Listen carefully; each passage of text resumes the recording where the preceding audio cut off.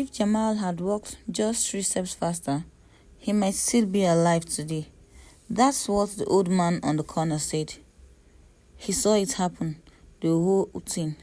But when he closed his eyes, he still couldn't believe it. Jamal Johnson was 17. He lived in a small town called Greenwood. Quiet, clean, and mostly white. Jamal didn't cause trouble. He didn't even like loud music. That afternoon, the sun was hot. Jamal had left his grandma's store.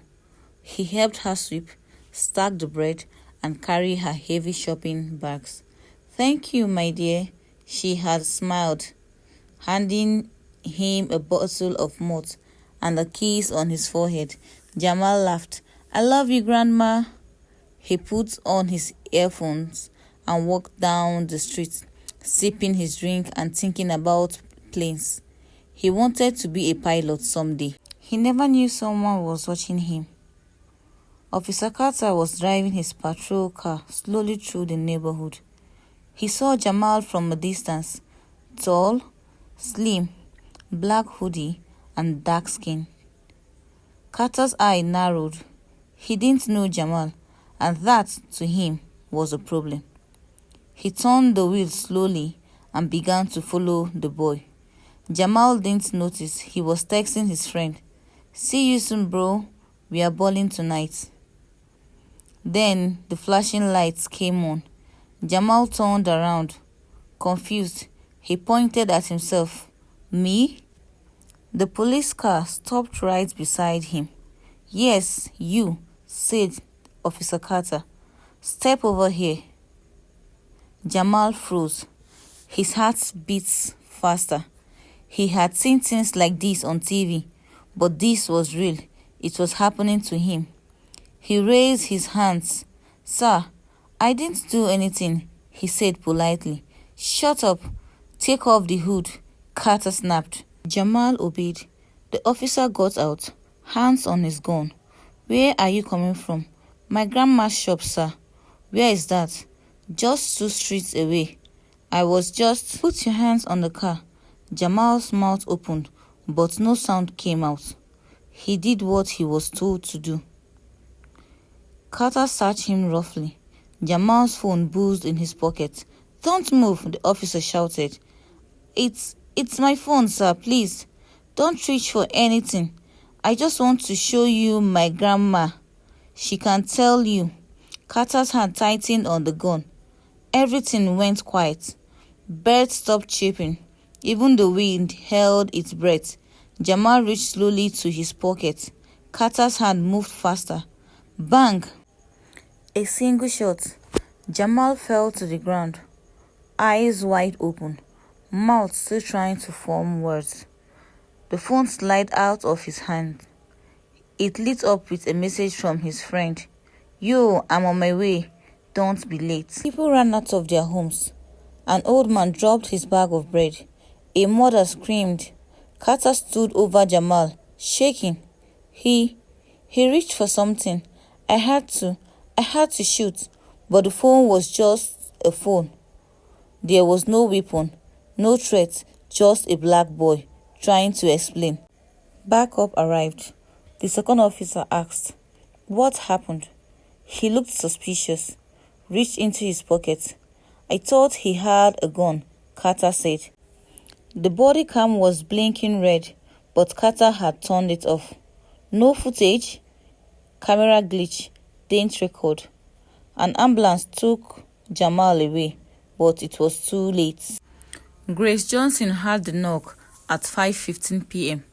3 officers at the door. She dropped the plate in her hand. Her nails gave out. "No, not Jamal. No, not my baby." Some said he must have done something wrong. Others whispered, "The officer has done it before." Social media lit up. Hashtag Justice for Jamal. Hashtag Black Lives Matter. Hashtag he was just walking. But still, some said we need to wait for the full story. The mayor said, "Let's stay calm." The police chief said, "We are investigating." But Grace Johnson wanted more than calm. She wanted the truth. She wanted justice. She wanted her son alive. The old man on the corner told reporters, if that boy had walked just 3 steps faster, he might have missed the police car, might have been home, drinking his malt, might have been safe. Then he wiped a tear from his eyes and whispered, but now he's 3 seconds too late. They said to wait for the full story, but the full story was already lying in the street. The long nights, the street was quiet again. The ambulance was gone, Jamal was gone, but the blood was still there. An old woman crossed herself as she walked past it. The neighborhood had questions, but the police had already written their answers. Suspicious behavior, didn't obey commands, possible weapon. But the people who knew Jamal, they weren't quiet anymore. Grace Johnson didn't sleep that night. She sat in Jamal's room. His bed was still made. His math book was open. His favorite shirt was on the chair. She held his phone in her hand. It had cracked when it hit the street. The last message said, "Yo, I'm on my way, don't be late," she whispered. He was never late, not once. By morning, the news had spread. Hashtag Justice for Jamal. Hashtag Black Lives Matters. Hashtag he was just walking. Students came out with cardboard signs. Malt not gone. Black boys deserve to live. 3 seconds too late. Carter was at home, suspended from duty. He turned off the television, but the noise outside his house grew louder. Emily was a 23-year-old white journalist. She worked for a small local paper. At first, her editor said, "Just report the basics, don't pick sides." But Emily couldn't stop thinking about the photo. Jamal on the ground, the phone in his hand, no weapon, no threat. Something felt wrong. She began to dig. Emily searched Officer Carter's record. It wasn't the first time. 2 years ago, a black man stopped while jogging, thrown on the ground, no charges. Last year, a teenager handcuffed for loitering, later found to have been waiting for his mom. Each case had been covered up, ignored, or dismissed. Emily printed the names. She wrote one sentence under them. How many times is too many? At the town hall, people came to speak. Jamal's teacher stood up. He was the kindest boy I ever taught. A classmate said he wanted to fly planes. He said one day he would fly over his town and wave at all of us. But one man shouted, "Not all cops are bad." And another replied, "But all black boys are scared." The room broke into tears and anger. Emily drove to a town 2 hours away.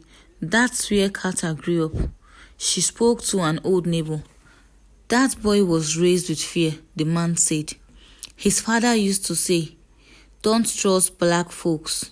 Emily wrote down every word. She found a school photo of Carter as a boy, scowling, frowning, always apart. Hate wasn't born in him, it was implanted. The police released a statement. "We ask for calm and patience as we review the incident." Officer Carter feared for his safety. TV channels repeated it. Some called Jamal a troubled teen.